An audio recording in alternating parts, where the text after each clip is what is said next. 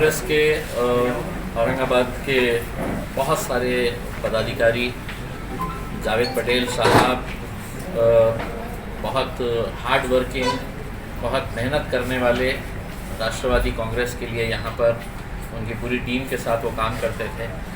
लेकिन देर आए दुरुस्त आए, उनको भी एहसास हो चुका है कि राष्ट्रवादी कांग्रेस किसके साथ चली गई है। कहीं ना कहीं आज हम ये समझते हैं कि ये शुरुआत है कि राष्ट्रवादी कांग्रेस के बहुत सारे उनके नेता कार्यकर्ता जो है वो मजलिस के अंदर शामिल हो गए, क्योंकि हमने हमेशा से ये बात कहते हुए आए हैं कि पार्टियां अलग अलग हो सकती है, लेकिन राष्ट्रवादी कांग्रेस की भी बुनियाद जो है वो आरएसएस से ताल्लुक़ रखती है। और कहीं ना कहीं ये एहसास जब दिल में आ रहा है और जब खुली आंखों से वो देख रहे हैं, पहले जब हम कहते थे तो हमारे को अलग अलग नाम से पुकारा जाता था, उसमें यही राष्ट्रवादी कांग्रेस के जो नेता आज भारतीय जनता पार्टी की गोद में जाकर बैठ गए हैं वो हमको बी टीम कहते थे।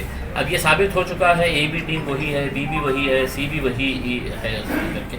तो यकीनन जो कार्यकर्ता, जो नेता इतनी मेहनत से पार्टी को आगे बढ़ाता है और उसके पीठ में खंजर घोंपने का जो काम किया जाता है, तो ये नौजवान लड़के देख रहे हैं, महसूस कर रहे हैं, और आज हम समझते हैं कि इसकी शुरुआत हुई है। आप धीरे धीरे देखेंगे कि पूरे महाराष्ट्र के अंदर अब जितने भी राष्ट्रवादी कांग्रेस के और दूसरी पार्टियों के जो नेता हैं वो हमारे साथ जुड़ते जाएंगे, और हमें खुशी है कि ये नौजवान आज हमारे साथ शामिल हुए हैं। सर, रियासत में जिस तरह की राजनीति चल रही है उस पर आपका क्या कहना है? रियासत में राजनीति नहीं चल रही है, रियासत में गंदगी चल रही है। जितनी गंदगी आप राजनीति के अंदर तस्वर कर सकते हैं वो पूरी राजनीति के अंदर आज आपको महाराष्ट्र के अंदर देखने को मिल रही है। राजनीति के अंदर भी कुछ आदर्श, कुछ उसूल हुआ करते थे, कुछ एथिक्स होते थे, कुछ मॉरल्स होते थे, कुछ वैल्यूज़ होते थे। ये आज पूरी तरीके से ख़त्म होते हुए हमको नज़र आ रहे हैं। रात में कोई सोता है एक पार्टी के अंदर, सुबह उठता है तो हमको पता चलता है वो दूसरी पार्टी के अंदर चला गया है।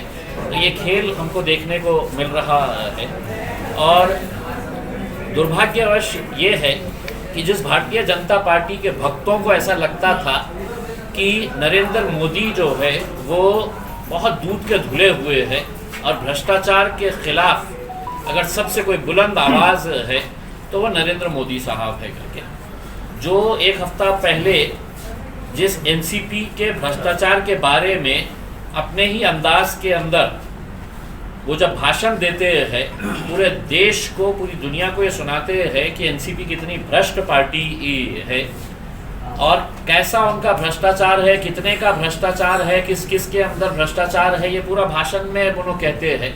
और एक हफ्ते के बाद वही भ्रष्टाचारी पार्टी को है तो अपने पास शामिल कर लेते हैं। तो हम नरेंद्र मोदी साहब से पूछना चाहेंगे, और हम पहले से ही कहते आ रहे हैं कि देश के अंदर अगर सबसे ज़्यादा घटिया और भ्रष्ट पार्टी कोई अगर होगी तो वो भारतीय जनता पार्टी ही है। आज आप देखेंगे कि पूरी राष्ट्रवादी कांग्रेस पूरे के पूरे जाके है तो उनके साथ मिल बैठे हैं। अभी जब निकल के आ रहे थे तो नीलम गोरे, जो जिंदगी में कभी है तो चुनकर नहीं आई है, जिंदगी में कभी चुनकर नहीं आई है, लेकिन हर वक्त विधान परिषद के अंदर जाके बैठी है। वो भी अपनी पार्टी को छोड़ के कोई दूसरा मफलर पहन के अभी बैठी हुई थी और बता रही थी कि मुझे देश का विकास कैसा करना है करके। देश के विकास से कितनी प्रभावित हुई है। कोई प्रभावित नहीं हुई है। भारतीय जनता पार्टी इनके कनपट्टी के ऊपर बंदूक रख रही है, उनके सामने फाइल रख रही है कि देख बेटा तेरी ये फाइल है मेरे पास, उसमें आजा मेरे पास, नहीं तो तू गया अंदर। फिर कभी ईडी को छू कर डाल रहे, कभी सीबीआई को छू कर डाल रहे, कभी आईटी को छू कर डाल रहे हैं, अब किसी को डरा रहे हैं। इससे पहले का जो नाटक चला था वो पैसों के ताकत के ऊपर चला था, कैसा कैसा पैसे का खेल हुआ था, ये सबने देखा है इसमें। तो मेरा यही कहना है कि एक ऐसी परिस्थिति के ऊपर लोगों को लेकर आ गए हैं कि वो ये सोचेंगे कि अब हम आखिर में देना तो किसको देना, विश्वास करना तो किसके ऊपर करना करके। अजीत पवार अपने काका को, जिसके नाम के है तो माला जपा करते थे, वो बोल रहा है कि 82 साल के हो गए, घर में बैठ जाओ जाके। तो राजनीति का ये स्तर हो चुका है।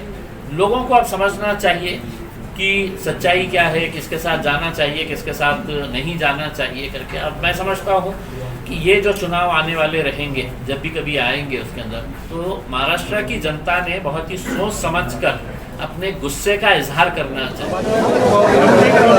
मराठी हिंदी में एमआईएम में आज हमारे पूरे जितने भी पदाधिकारी, हमने औरंगाबाद शहर के नामकरण के वजह से जो राष्ट्रवादी कांग्रेस पार्टी से इस्तीफे दिए थे, आज हमारी पूरी टीम के साथ, उसके अलावा भी और बहुत सारे दोस्तों ने हमारे साथ में आज एमआईएम में प्रवेश किया है।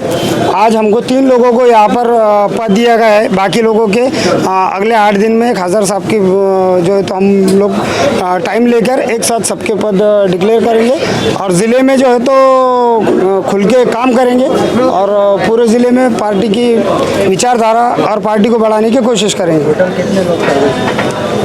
अभी 100 लोगों के अंदाज में है, बाकी अब उसमें से 50-60 पदाधिकारी हैं, बाकी और बढ़ते जाएंगे। एनसीपी छोड़ने की वजह क्या? एनसीपी छोड़ने की वजह, जैसे हमने इससे पहले भी बताया था, प्रेस कॉन्फ्रेंस लेके किया था कि औरंगाबाद शहर के नाम का जो मसला चल रहा था, नामकरण को समर्थन कहीं ना कहीं उस पार्टी ने दिया था। और उसके बाद में हमने मराठी में कहावत है कि करनी यानी कतनी वेगळे असते। ये पार्टी का मंसूबा पहले से ही अलग था, हम लोगों को समझ में आ चुका था, इसलिए हमने जो है तो उस पार्टी से रिज़ाइन कर दिए थे।